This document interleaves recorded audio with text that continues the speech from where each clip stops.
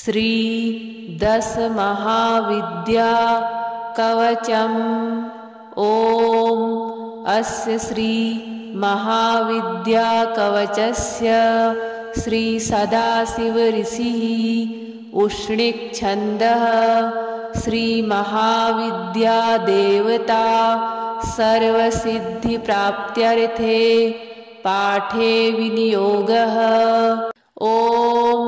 प्राच्यां रक्षतु मे तारा कामरूप निवासिनी आग्नेयां षोडशी पातु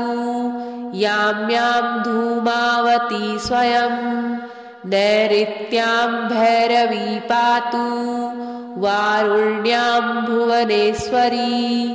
वायव्यां सततं पातु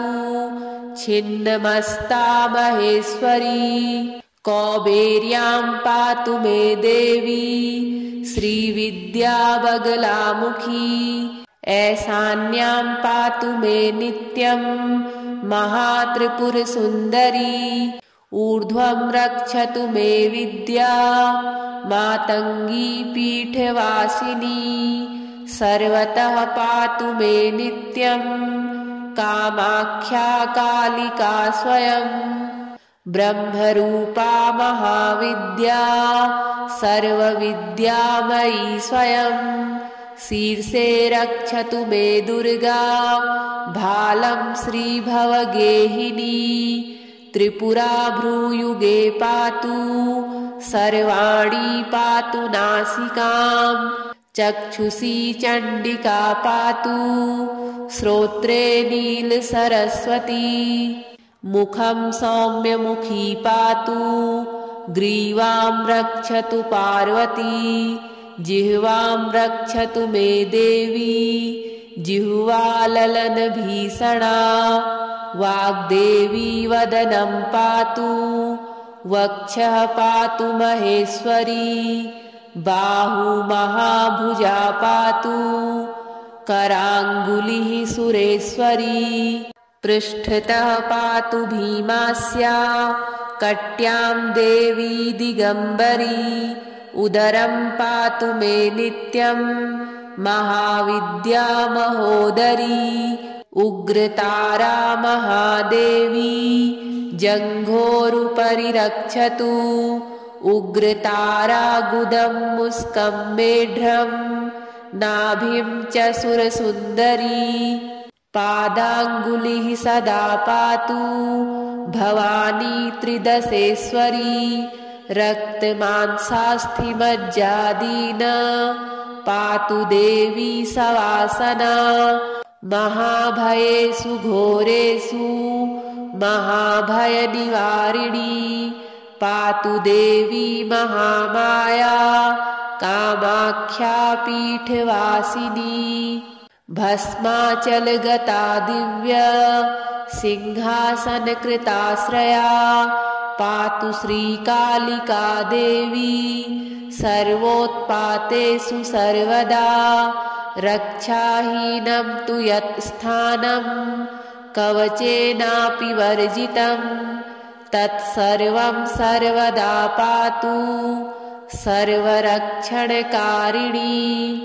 ॐ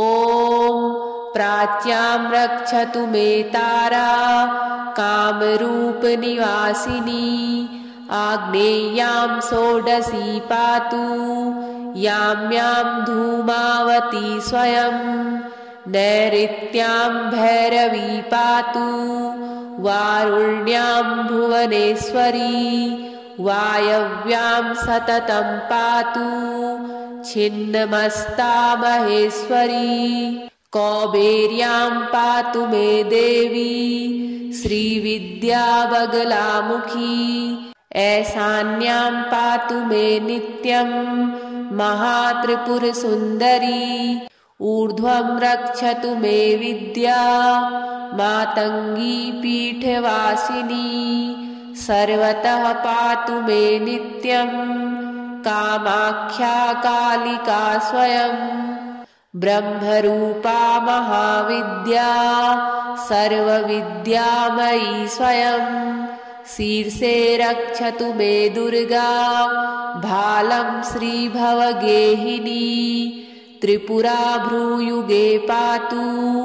सर्वाणि पातु नासिकां चक्षुषी चण्डिका पातु श्रोत्रे नीलसरस्वती मुखं सौम्यमुखी पातु ग्रीवां रक्षतु पार्वती जिह्वां रक्षतु मे देवी जिह्वाललनभीषणा वाग्देवी वदनं पातु वक्षः पातु महेश्वरी बाहु महाभुजा पातु कराङ्गुलिः सुरेश्वरी पृष्ठतः पातु भीमास्या कट्यां देवी दिगम्बरी उदरं पातु मे नित्यं महाविद्या महोदरी उग्रतारा महादेवी जङ्घोरुपरि रक्षतु उग्रतारा गुदं मुस्कं मेढ्रं नाभिं च सुरसुन्दरी पादाङ्गुलिः सदा पातु भवानी त्रिदशेश्वरी रक्तमांसास्थिमज्जादीन पातु देवी सवासना महाभयेषु घोरेषु महाभयनिवारिणी पातु देवी महामाया कामाख्या पीठवासिनी भस्माचलगता दिव्य सिंहासनकृताश्रया पातु श्रीकालिका देवी सर्वोत्पातेषु सर्वदा रक्षाहीनं तु यत् स्थानं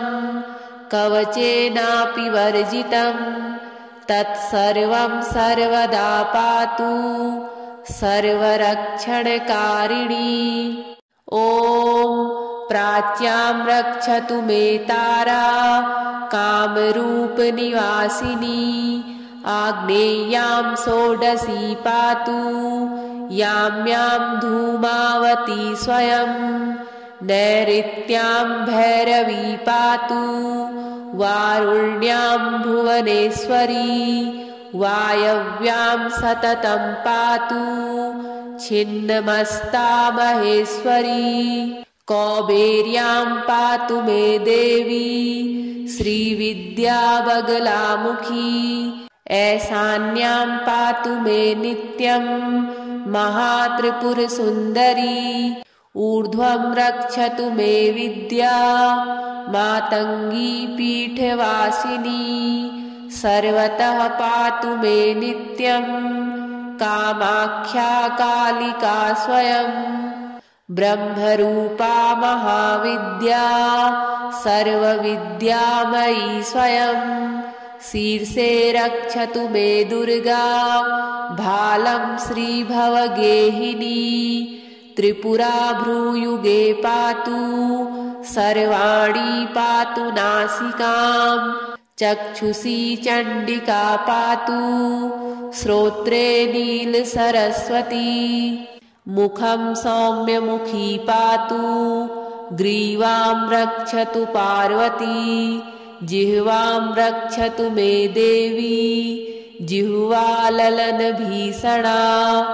वाग्देवी वदनं पातु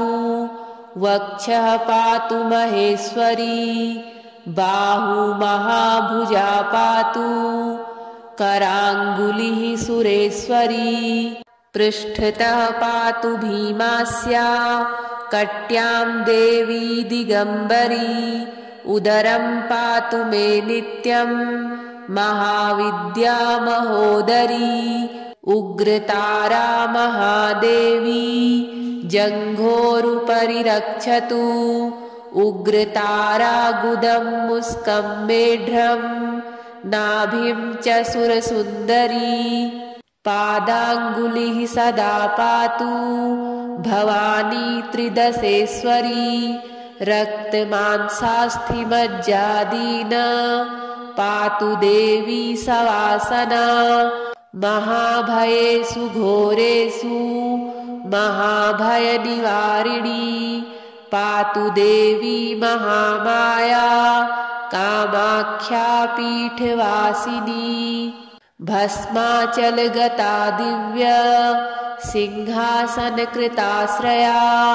पातु श्रीकालिका देवी सर्वोत्पातेषु सर्वदा रक्षाहीनं तु यत् स्थानं कवचेनापि वर्जितं तत्सर्वं सर्वदा पातु सर्वरक्षणकारिणी। ॐ प्राच्यां रक्षतु मे तारा कामरूपनिवासिनी आग्नेयां षोडशी पातु यां यां धूमावती स्वयं नैऋत्यां भैरवी पातु वारुण्यां भुवनेश्वरी वायव्यां सततं पातु छिन्नमस्ता महेश्वरी कौबेर्यां पातु मे देवी श्रीविद्याबगलामुखी ऐशान्यां पातु मे नित्यं महात्रिपुरसुन्दरी ऊर्ध्वं रक्षतु मे विद्या मातङ्गी पीठवासिनी सर्वतः पातु मे नित्यं कामाख्या कालिका स्वयं ब्रह्मरूपा महाविद्या सर्वविद्यामयी स्वयं शीर्षे रक्षतु मे दुर्गा भालं श्रीभवगेहिनी त्रिपुरा भ्रूयुगे पातु सर्वाणि पातु नासिकां चक्षुषी चण्डिका पातु श्रोत्रे नीलसरस्वती मुखं सौम्यमुखी पातु ग्रीवां रक्षतु पार्वती जिह्वां रक्षतु मे देवी जिह्वाललनभीषणा वाग्देवी वदनं पातु वक्षः पातु महेश्वरी बाहु महाभुजा पातु कराङ्गुलिः सुरेश्वरी पृष्ठतः पातु भीमास्या कट्यां देवी दिगम्बरी उदरं पातु मे नित्यं महाविद्या महोदरी उग्रतारा महादेवी जङ्घोरुपरि रक्षतु उग्रतारा गुदं मुस्कं मेढ्रं नाभिं च सुरसुन्दरी पादाङ्गुलिः सदा पातु भवानी त्रिदशेश्वरी रक्तमांसास्थिमज्जादीना पातु देवी सवासना महाभयेषु घोरेषु महाभयनिवारिणी पातु देवी महामाया कामाख्या पीठवासिनी भस्माचलगता दिव्य सिंहासनकृताश्रया पातु श्रीकालिका देवी सर्वोत्पातेषु सर्वदा रक्षाहीनं तु यत् स्थानं कवचेनापि वर्जितं तत्सर्वं सर्वदा पातु सर्वरक्षणकारिणी। ॐ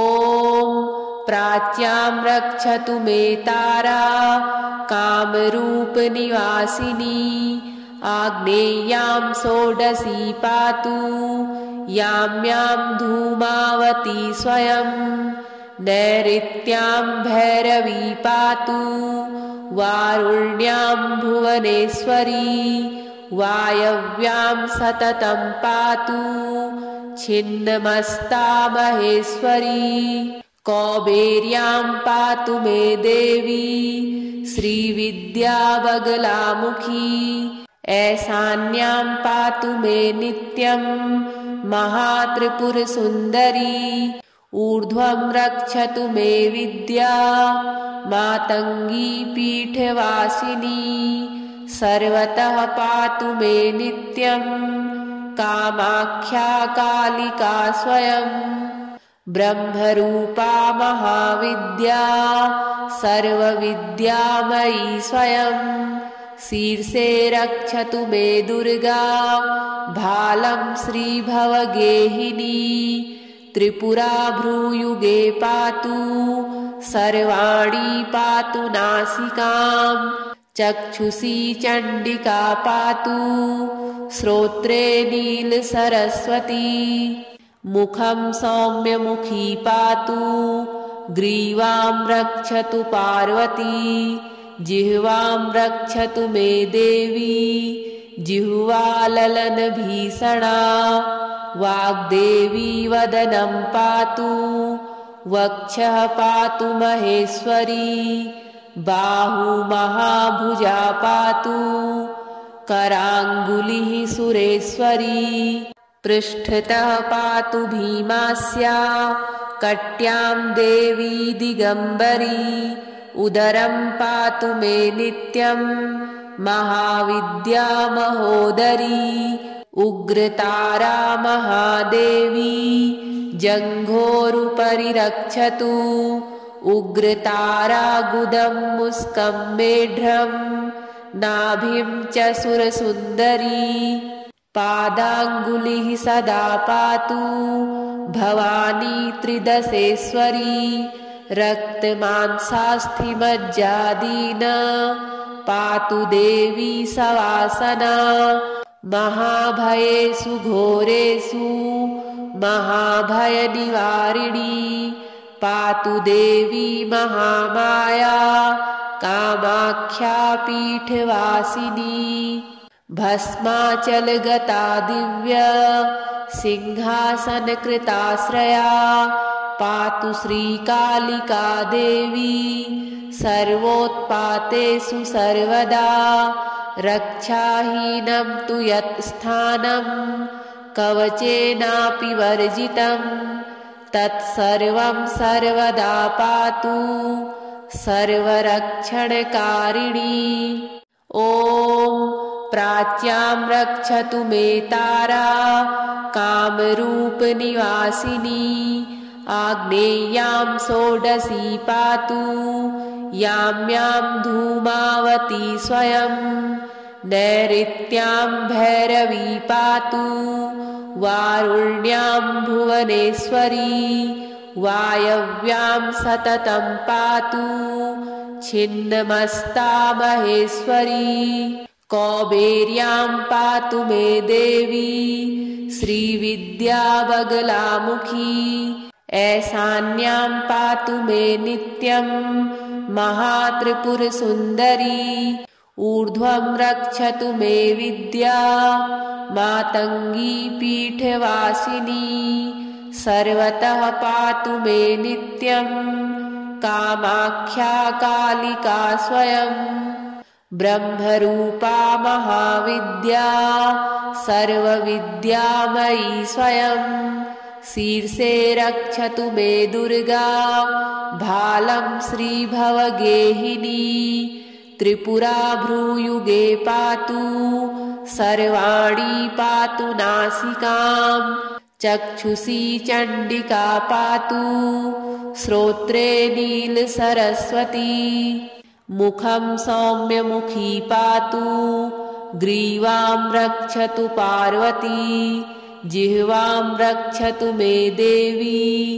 जिह्वाललनभीषणा वाग्देवी वदनं पातु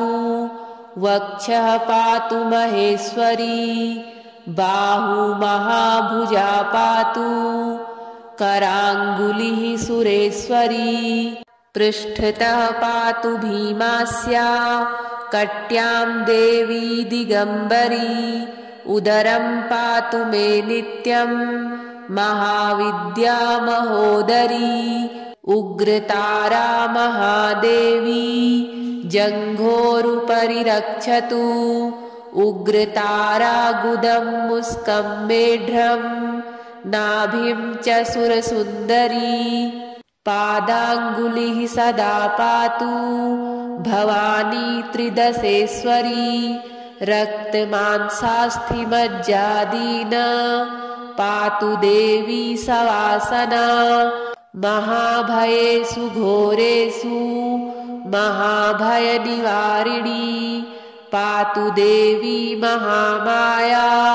कामाख्या पीठवासिनी भस्माचलगता दिव्य सिंहासनकृताश्रया पातु श्रीकालिका देवी सर्वोत्पातेषु सर्वदा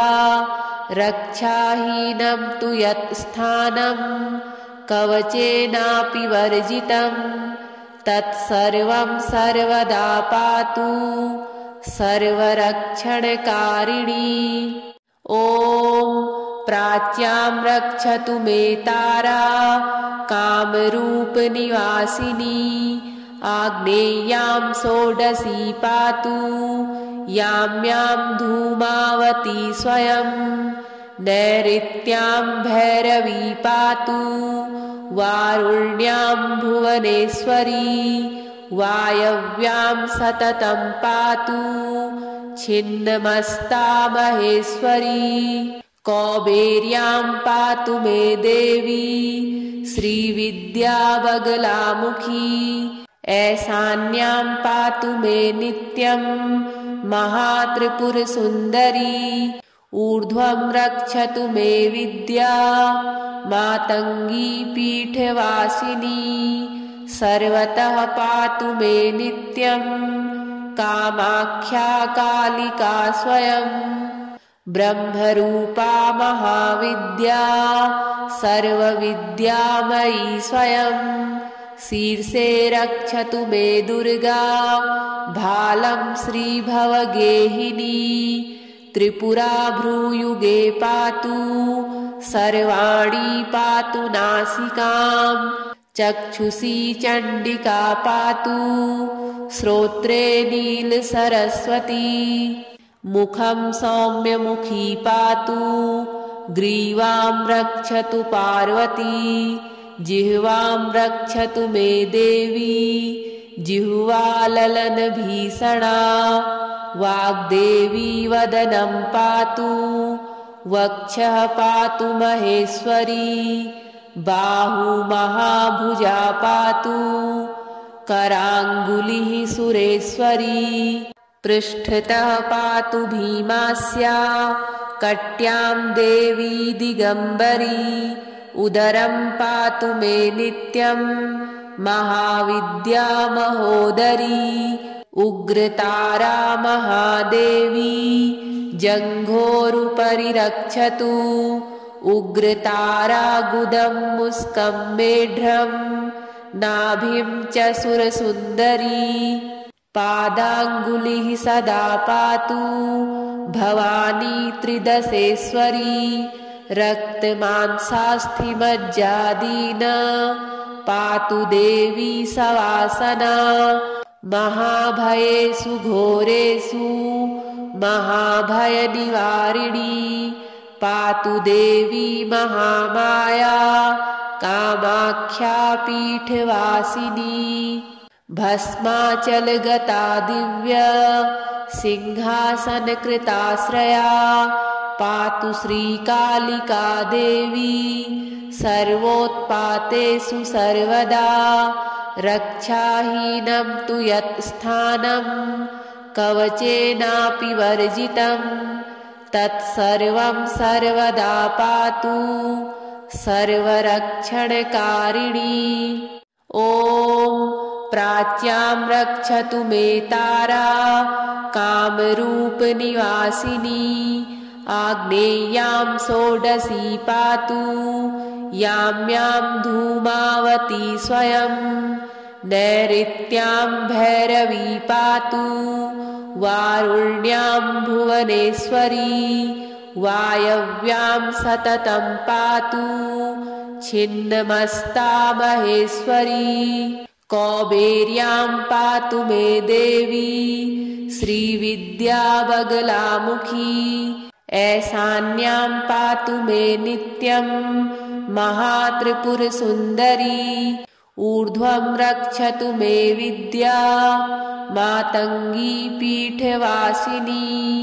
सर्वतः पातु मे नित्यं कामाख्या कालिका स्वयं ब्रह्मरूपा महाविद्या सर्वविद्यामयी स्वयं शीर्षे रक्षतु मे दुर्गा भालं श्रीभवगेहिनी त्रिपुरा भ्रूयुगे पातु सर्वाणि पातु नासिकां चक्षुषी चण्डिका पातु श्रोत्रे नीलसरस्वती मुखं सौम्यमुखी पातु ग्रीवां रक्षतु पार्वती जिह्वां रक्षतु मे देवी जिह्वाललनभीषणा वाग्देवी वदनं पातु वक्षः पातु महेश्वरी बाहु महाभुजा पातु कराङ्गुलिः सुरेश्वरी पृष्ठतः पातु भीमास्या कट्यां देवी दिगम्बरी उदरं पातु मे नित्यं महाविद्या महोदरी उग्रतारा महादेवी जङ्घोरुपरि रक्षतु उग्रतारा गुदं मुस्कं मेढ्रं नाभिं च सुरसुन्दरी पादाङ्गुलिः सदा पातु भवानी त्रिदशेश्वरी रक्तमांसास्थिमज्जादीन पातु देवी सवासना महाभयेषु घोरेषु महाभयनिवारिणी पातु देवी महामाया कामाख्या पीठवासिनी भस्माचलगता दिव्य सिंहासनकृताश्रया पातु श्रीकालिका देवी सर्वोत्पातेषु सर्वदा रक्षाहीनं तु यत् स्थानं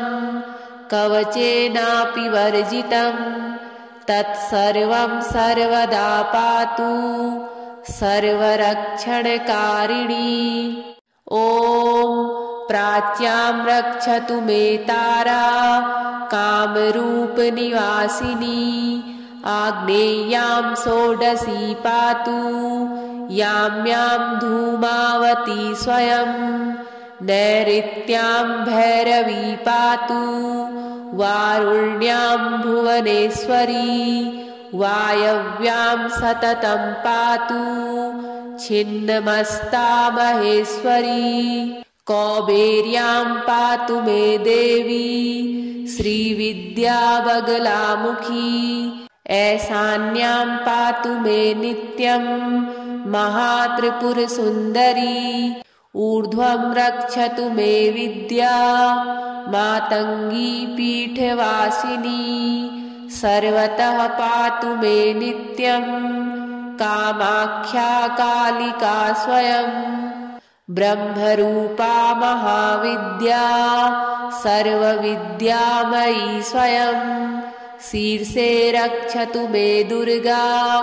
भालं श्रीभवगेहिनी त्रिपुरा भ्रूयुगे पातु सर्वाणि पातु नासिकां चक्षुषी चण्डिका पातु श्रोत्रे नीलसरस्वती मुखं सौम्यमुखी पातु ग्रीवां रक्षतु पार्वती जिह्वां रक्षतु मे देवी जिह्वाललनभीषणा वाग्देवी वदनं पातु वक्षः पातु महेश्वरी बाहु महाभुजा पातु कराङ्गुलिः सुरेश्वरी पृष्ठतः पातु भीमास्या कट्यां देवी दिगम्बरी